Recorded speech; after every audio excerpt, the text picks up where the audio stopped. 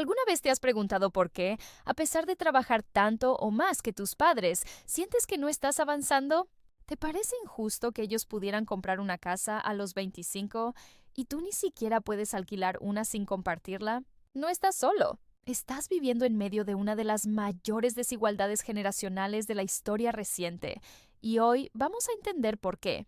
Hoy, incluso con dos trabajos, a muchos jóvenes no les alcanza ni para la entrada. ¿Qué está pasando? Hoy te explico por qué estamos viviendo una desigualdad generacional sin precedentes y qué podemos hacer al respecto. En los años 70 y 80, con un salario promedio, muchas personas podían comprar una casa, mantener una familia y hasta ahorrar para las vacaciones. Hoy, ese mismo salario apenas alcanza para cubrir el alquiler, las deudas y un café de vez en cuando. La diferencia no es que trabajemos menos, es que el sistema cambió y no a nuestro favor. En los años 70, un joven de clase media podía aspirar a una casa, coche y una familia con un solo salario. Hoy, ese mismo estilo de vida parece un lujo. ¿Por qué? Porque mientras los precios subieron, los sueldos, no tanto. Los precios de la vivienda se han disparado. En ciudades como Madrid, Ciudad de México o Buenos Aires, los alquileres se llevan más del 50% del salario promedio. Mientras tanto, los salarios se han estancado. Antes, un título universitario era el pasaporte al éxito. Hoy es una deuda de por vida. Y mientras luchamos por llegar a fin de mes, la riqueza se concentra en pocas manos. En los últimos 10 años, el 1% más rico ha duplicado su fortuna. Nosotros, en cambio, seguimos esperando el momento adecuado para independizarnos. Sueldo mínimo de entonces y ahora ajustado a inflación. Universidades. Antes casi gratis, hoy miles en deuda. Hubo un tiempo en el que ir a la universidad no significaba hipotecar tu futuro, en el que estudiar era un derecho accesible, no un privilegio reservado a unos pocos. Nuestros padres e incluso nuestros abuelos pudieron acceder a la educación superior sin endeudarse de por vida. Algunos pagaban pequeñas matrículas, otros nada. Era común estudiar y al mismo tiempo ahorrar para el futuro. Hoy, la historia es muy distinta. En muchos países, estudiar se ha convertido en sinónimo de deuda. Una deuda que empieza a crecer antes incluso de tener tu primer sueldo.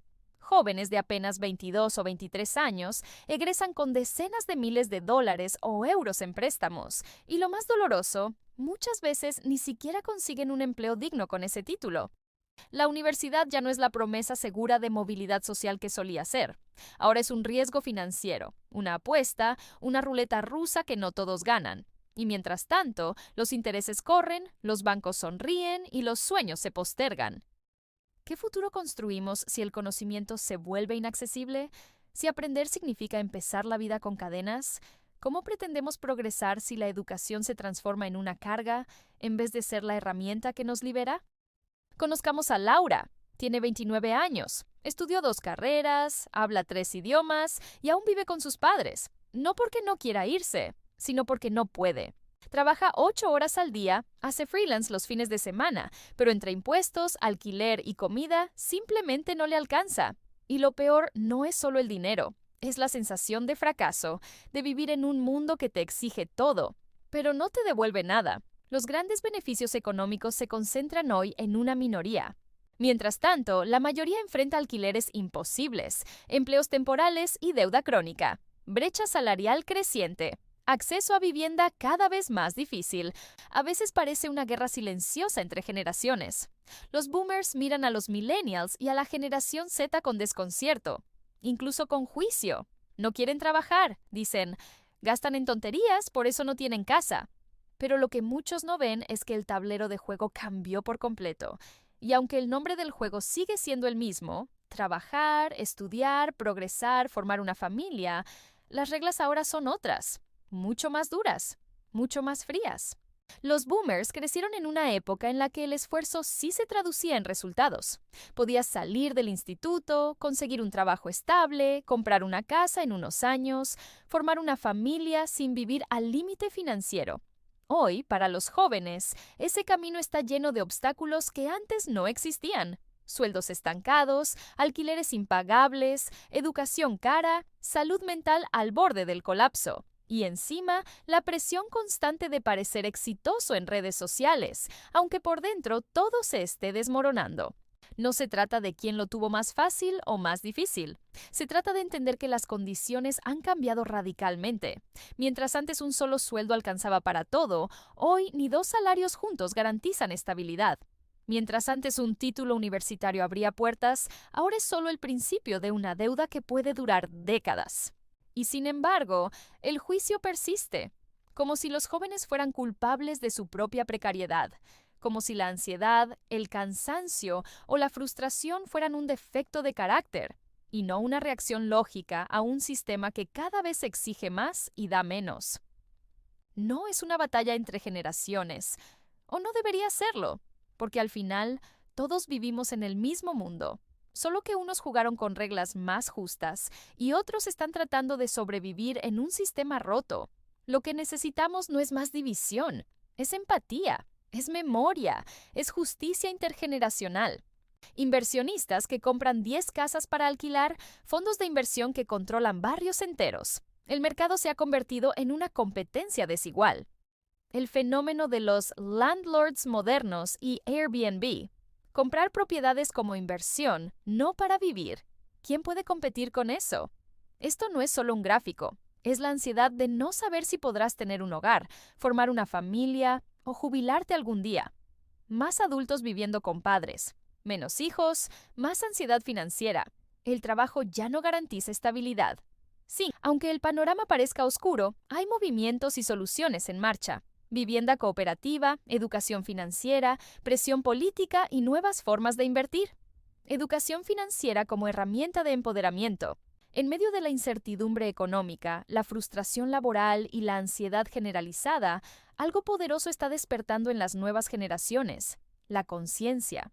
Una conciencia política, social y emocional que no se conforma con sobrevivir en un sistema roto, que empieza a preguntar, a cuestionar, a exigir. Porque cuando el futuro parece robado, la participación política ya no es una opción, se convierte en un acto de defensa propia. Cada vez más jóvenes se organizan, marchan, votan, crean movimientos, levantan la voz en redes sociales, escriben hilos, graban videos, generan comunidad.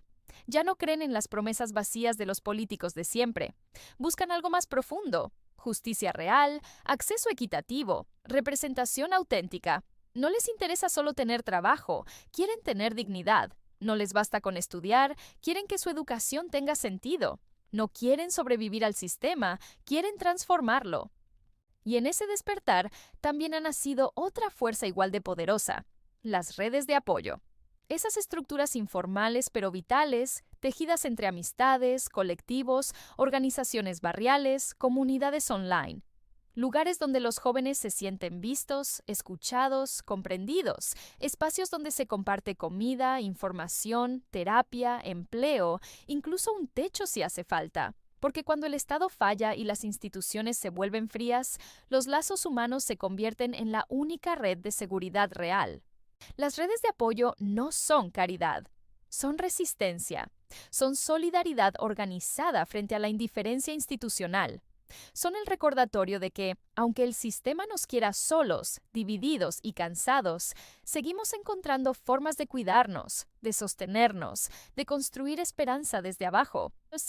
Participar políticamente hoy no es solo ir a votar cada 4 años, es visibilizar las injusticias, es crear contenido con propósito, es educarse y educar a otros, es donar, compartir, organizar, resistir.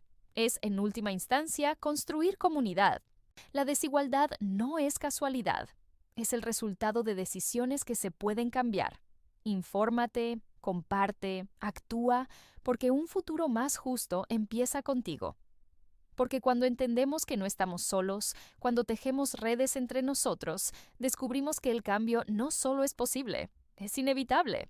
Activa la campanita y comenta qué temas te gustaría que hablemos. Si te pareció valioso este video, suscríbete. Déjanos tu opinión en los comentarios y compártelo con alguien que necesita verlo. Sigamos creando conciencia juntos.